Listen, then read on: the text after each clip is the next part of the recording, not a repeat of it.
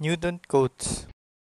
The Newton-Cotes formulas are the most common numerical integration schemes. They are based on the strategy of replacing a complicated function or tabulated data with an approximating function that is easy to integrate. Examples of Newton-Cotes. A first-order polynomial or a straight line is used as an approximation. A parabola is employed for the same purpose. The integral can also be approximated using a series of polynomials applied piecewise to the function or data over segments of constant length.